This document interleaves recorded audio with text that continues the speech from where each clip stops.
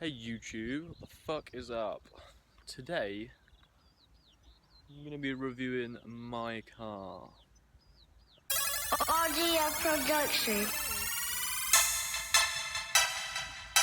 For me, boy, yeah. 1738. I'm like, hey, what's up, hello? Since your pretty ass soon as you came in the door. I just wanna chill, got a sack for us to roll. Married to the money, introduced her to my stove. Showed her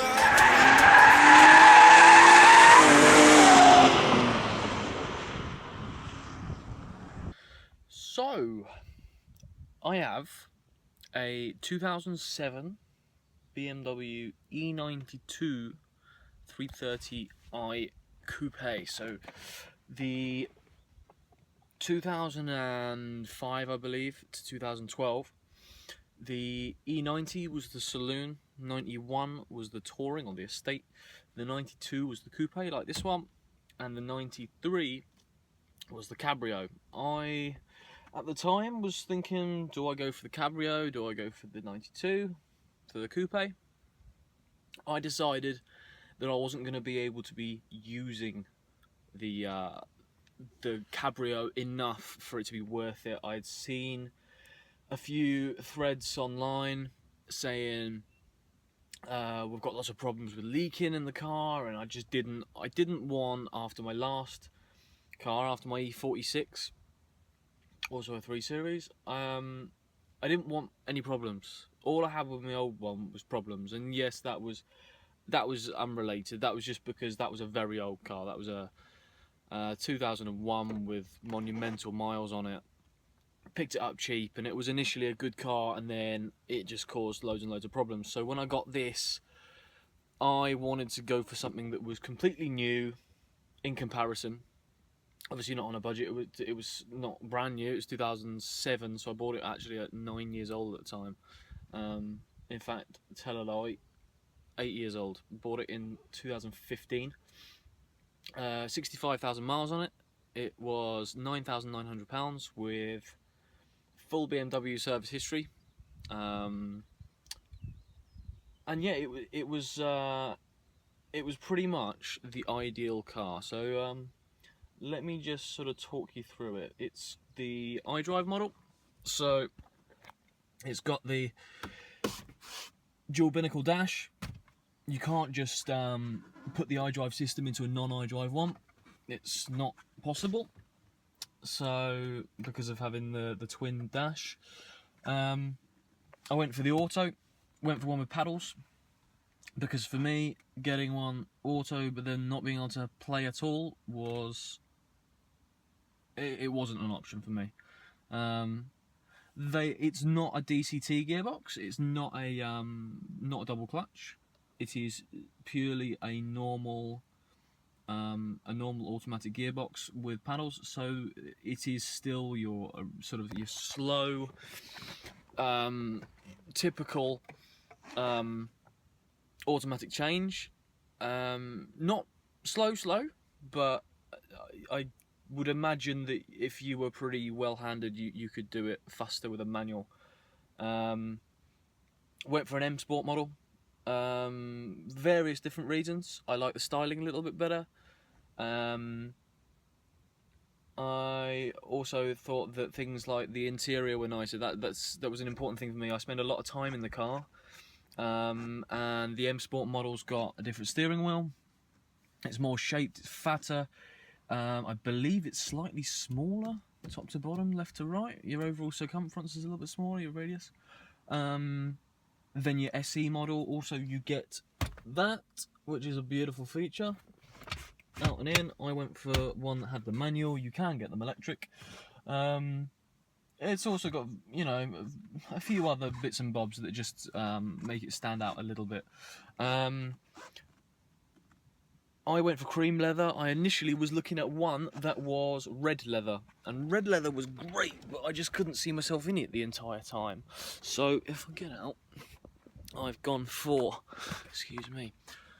gone for cream leather with twin memory set,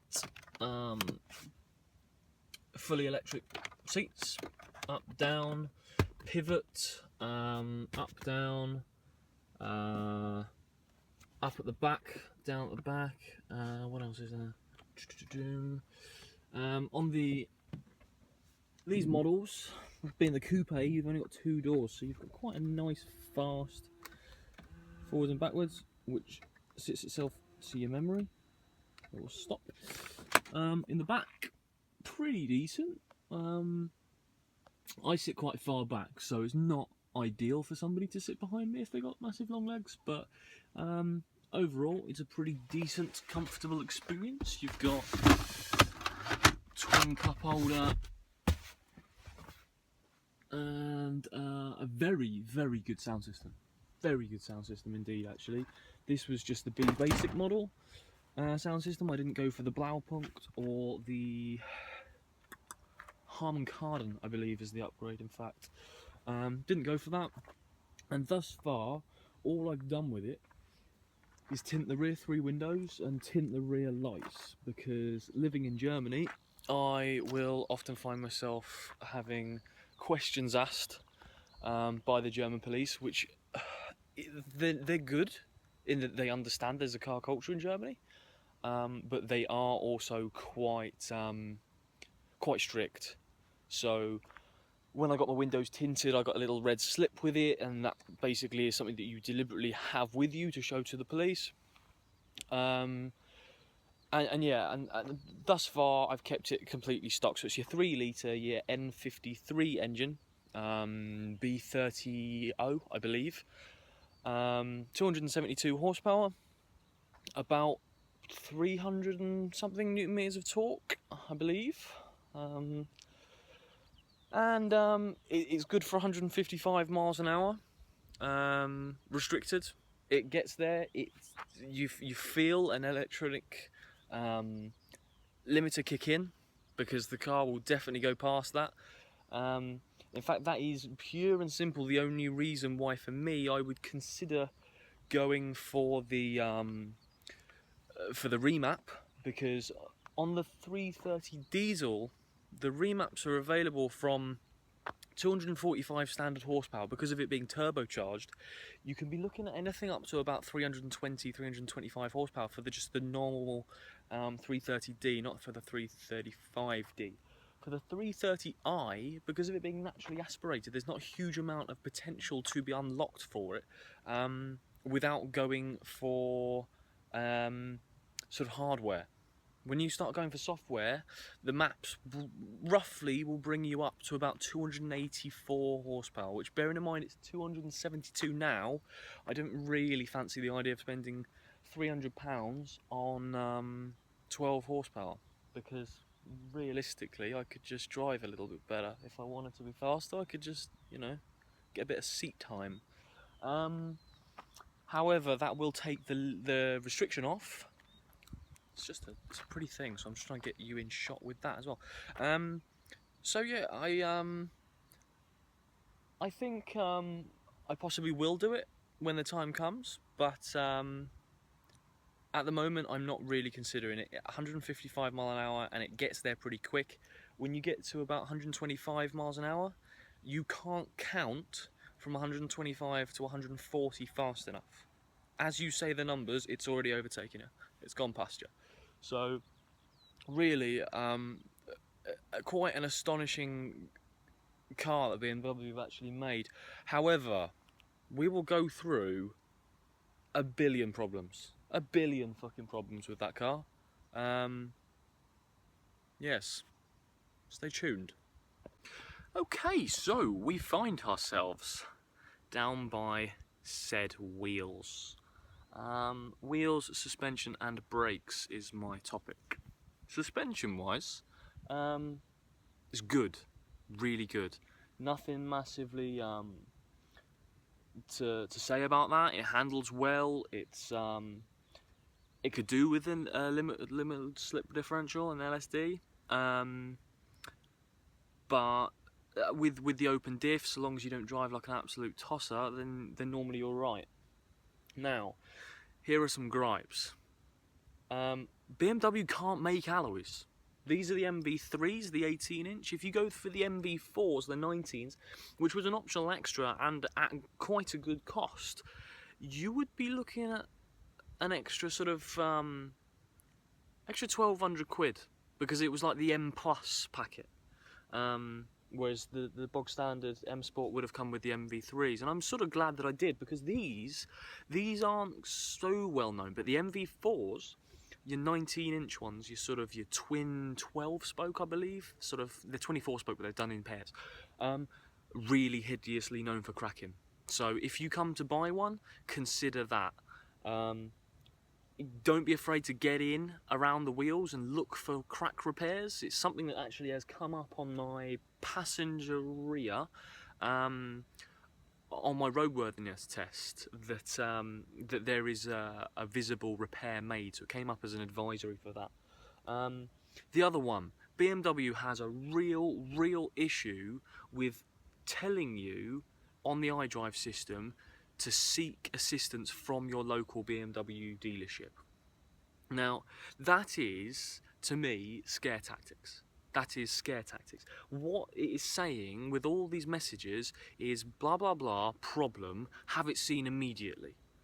Now, a lot of the time, I'm a mechanic myself, and a lot of the time, I've had a look into it, and it's been absolutely nothing.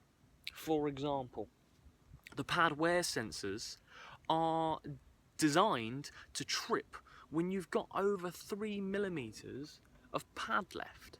3mm, your legal limit's 1.5 odd. So you're talking a good sort of 5 to 10,000 miles, depending on your driving and how heavily you brake, of pad left, with BMW's own system telling you have them changed, have them changed. Now, there are things that you can do about that. You can have the iDrive system triggered to change what its proximity is. You can also, I believe, earth off the pad wear sensors to ground, and then they're off constantly, so it won't tell you. So it's more a case of you to do it. But if you leave it standard, it will tell you, and I can guarantee you, it will tell you early to change them. It's not something that they do for nothing. I've had a theory for a long time that car companies make a lot more money out of servicing than they do out of actual car sales a lot of the time. So yeah, if you own an E92 and you get the brake pad warning light come up, don't go to BMW, go to a different dealer, not even a dealership, go to your family mechanic, go to a trusted mechanic and get them to look at it, or even look for yourself, because I mean, I looked in through the wheel and I could see that much pad and I was like, what? So that's an important thing to think about before you start forking out, you know. Pads aren't hugely expensive, but if you aren't the kind of person that you're going to be doing it yourself, you're going to be forking out £250 for BMW to do it for you, when potentially that could have been a total waste of money, and there's no reason why you would have needed to have done it. So consider that. Consider that. Up next we'll go for something else. We find ourselves at the back of said automobile. Now, this is an awesome sounding exhaust. Inside you have a valve, which you can see is here. Now, for myself, this isn't a bother matter. I don't care at all. In fact, I quite like it. But they are mild steel as a sort of a factory exhaust, and mild steel is capable of rusting, unlike stainless. Now, some of the components are fairly weak quality in there, and the butterfly valve that opens up when you put your foot down quite hard, or when you put it into M Sport or whatever, into manual drive, and it sharpens everything up and opens your baffles up, that has a habit of getting rusted up, and when it gets rusted up, that will either stick open or closed. For me, it's stuck open. I left it. Why not? Why not? But that's one thing to consider. And where it starts, it will continue, and then you'll end up with a blow. So that is one thing to consider with these. So, yes, Next thing. We've got loads more. Okay, inside. You will notice those cup holders aren't particularly straight. And that is because this one I leave like this. The reason being, this one, push out, lovely. Push in, lovely. This one, push in, locked, okay? Push out, oh, hang on.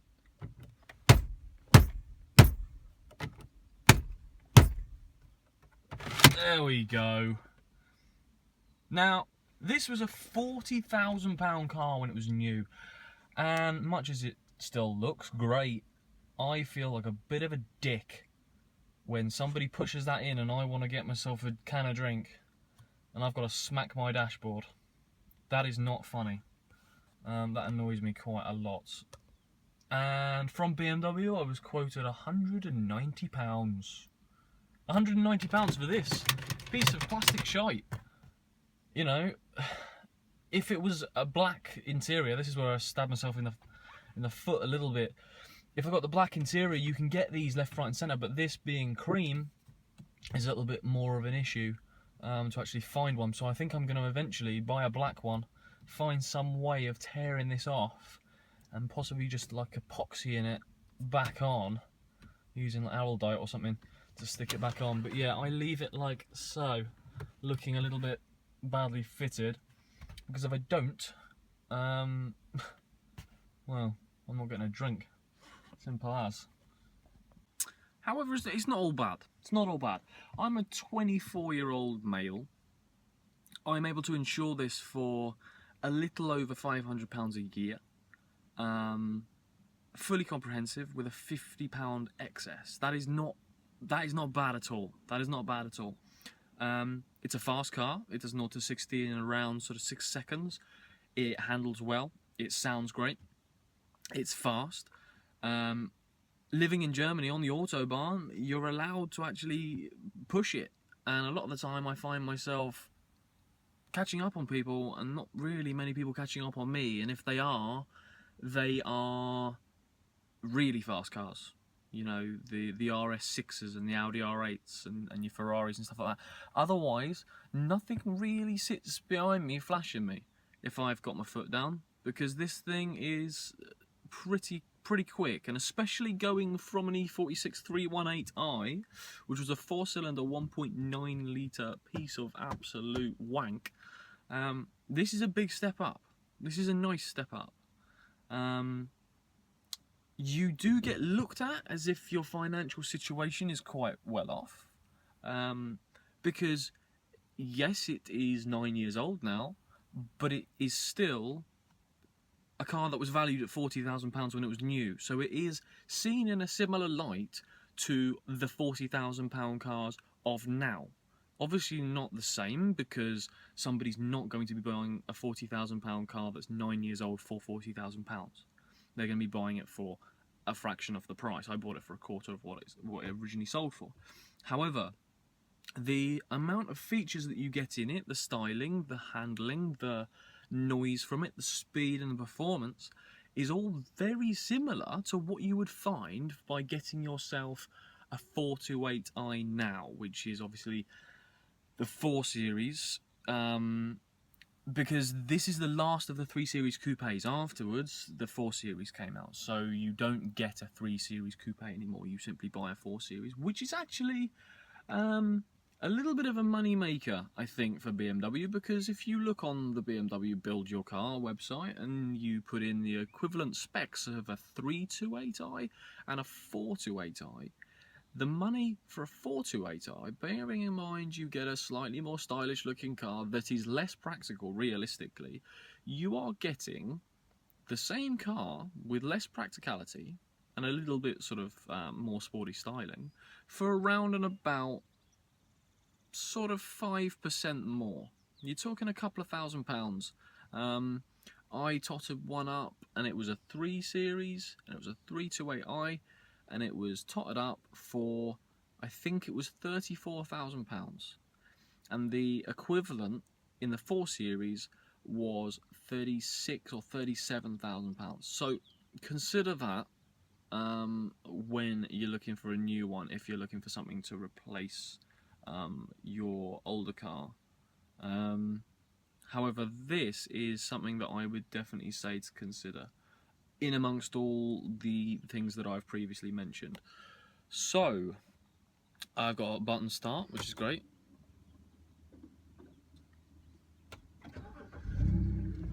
And it sounds great.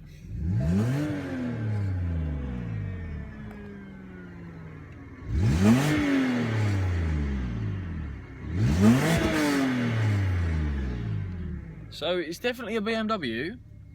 It's got the absolutely typical 6-cylinder grunt with a little bit of a rasp, which is what you will always get from a BMW, especially with my rusted up butterfly valve, which I can't complain about personally.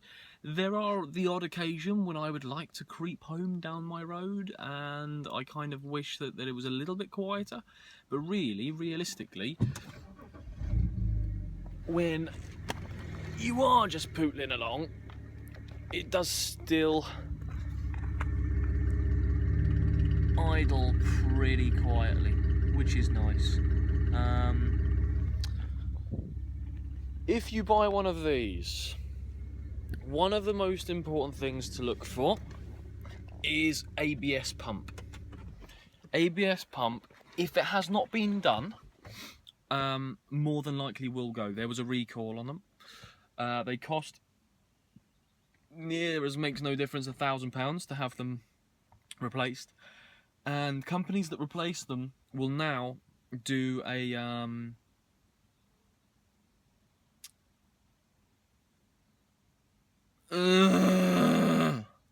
brain fart.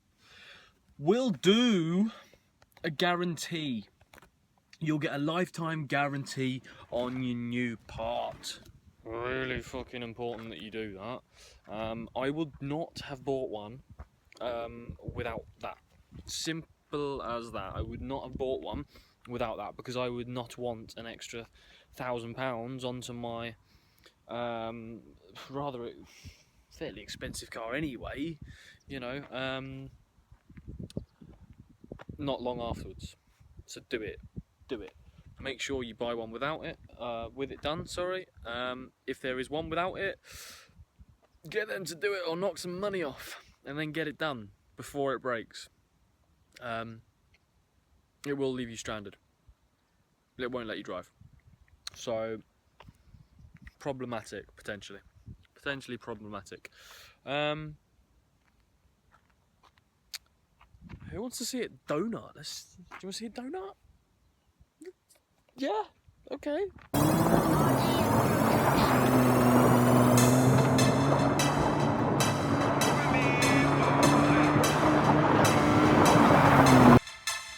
Very immature. I'm like, hey, what's up, hello? Since you're pretty, thanks for watching. Rate and subscribe. Up here. Yeah.